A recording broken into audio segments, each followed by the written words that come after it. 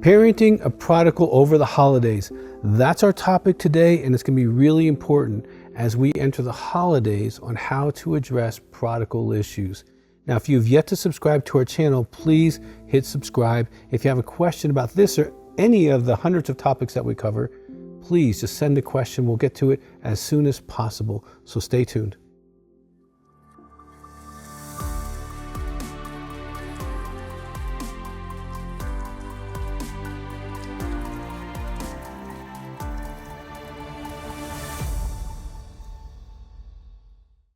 Parenting a prodigal over the holidays is a really big, complicated issue. And there's no way to address all the complexities of your situation in a short video, but I want to give you some principles that can really help you. Because some of your prodigals are early on in the process and they can come home and they can fit into the family and they can get along and they don't come in trying to impose their new worldview or their addictions or their political views or whatever has changed in their life, and they're able to do it really well and amicably. And then there's those that are further or more defiant or more angry or more hurt or have experienced abuse that you're not aware of, and they come in with a lot of attitude. They're very disruptive. They could have mental illnesses. And so there's a whole spectrum of prodigals. And so I want to walk through not necessarily each situation of that, but how do you make that decision? First of all, who makes the decision? Is it just mom, just dad? Is it the person who's the most emotional about whether they're there or whether they're not there? Who are we thinking about? Are we thinking about only the prodigal and how important it is for them to feel a family and feel loved and feel wanted, which is valid? Are we thinking about the other siblings whose lives might have been disrupted, who might have been hurt, injured, their reputation stained? They're still grieving and they're still angry and hurt because of the way they treat the parents. Are we thinking about the other people that might be there? So who are we thinking about when we make this decision? And I would say that it's probably best to talk to everyone that's the core family that's going to be involved with that decision. Because the prodigal does get out of control or becomes unmanageable or extremely disrespectful or brings that dark cloud with them, everyone's impacted. And it's okay to have a conversation about that and then decide how we're going to decide. Now let's walk through some other options that are outside of the family.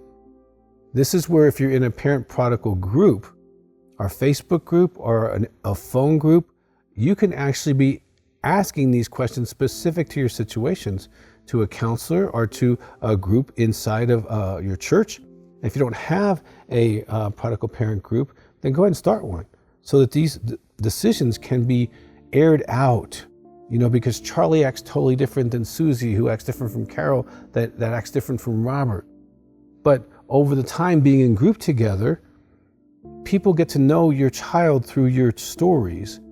And they might be able to help you process that particular decision on how you're going to parent through the holidays. You know, and also another outside source could be a pastor or a counselor where you as a couple go and you really both share your sides of the story. Kind of the pros and the cons for why the prodigal should be there or not there, or treat them differently, or have a separate thing for them. Or have them part of the whole big family system. And that other person might be more objective or at least be able to navigate you being heard and you being heard. Now, parenting, part of that process, no matter if they're a prodigal or not, is clearly having boundaries. Now, some prodigals are very good with following the rules while they're at your house. This is your house and you decide, you know, Thanksgiving, Christmas, what the traditions are, and all that kind of stuff. And so having a conversation of these are the boundaries as far as who you can bring, who you can't bring, if we're drinking and we don't want you using drugs that day, and whatever the factors are, you know what they are. And so having clear boundaries where you go over it with them, say, listen, we're going to have this get together, but it's about everybody.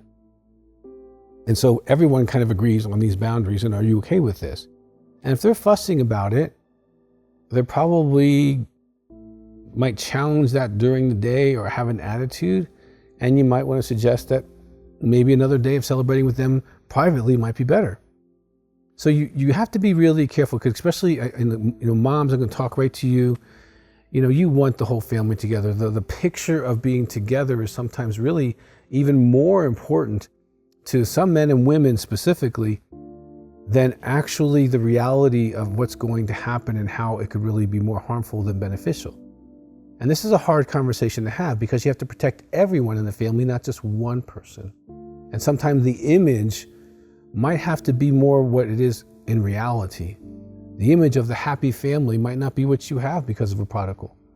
And you have to accept that. And you might still be grieving that. You might be sad. You might be bargaining. Well, if they come in, maybe someone will say something and redirect their lives and they'll no longer be a prodigal. And if you're still grieving that kind of thing, and you're still in bargaining, like if this magic thing happens, then it might turn their life around. And that's, a possibility, but it's not a probability. If they're really hardening in their prodigal process, they're not coming to be changed. And they might be coming just to conform to your family system, or they know that it's important to you to kind of fit in, and they can do that for a few hours. And the boundary might include how often the prodigal stays. Like, once you just come for lunch, leave at 1 o'clock, get your gifts, or just kind of stay for the football game, whatever it is. And we know this is hard for you, and just acknowledge that it's hard for them, and let them have an out card where, you don't have to spend the whole day. Why don't you just come in at such and such a time? If you want to leave at such and such a time, it's okay if you have another situation with your friends or your lover or whatever your situation is. And we understand that, but we want to just have as much time as we can where we can really be a family and try to do that. So parenting a prodigal over the holidays is unique to that situation. And if you do need help, it's okay to call our office, 719-278-3708.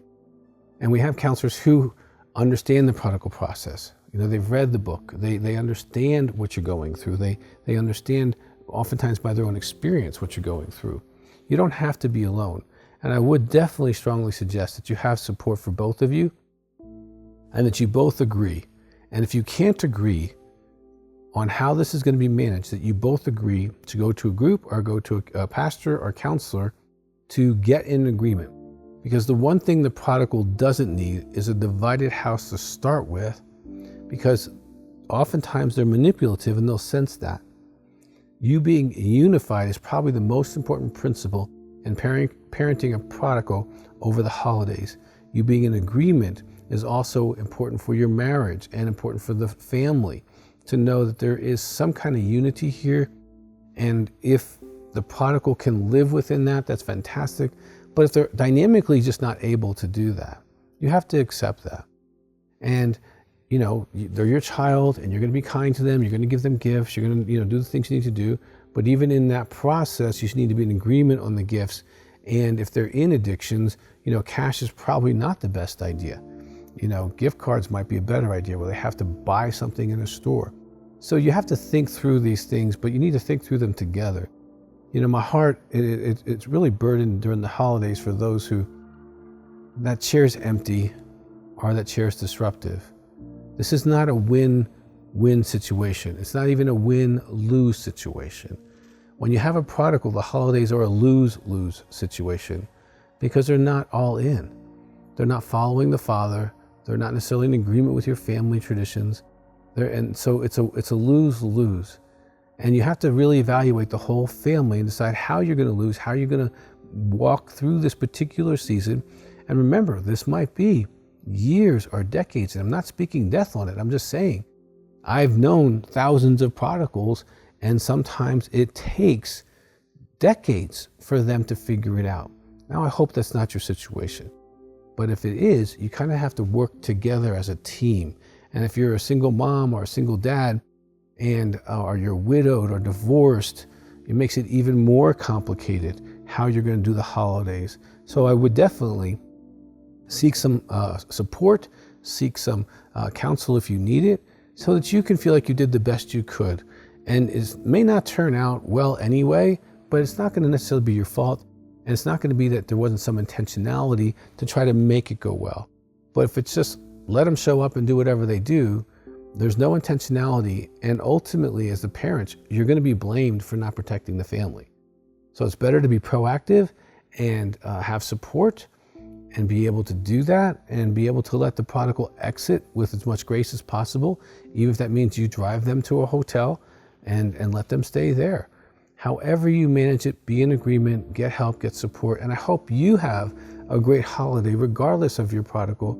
And I know the pain of having a prodigal is significant, but look to the reasons why the holidays really exist.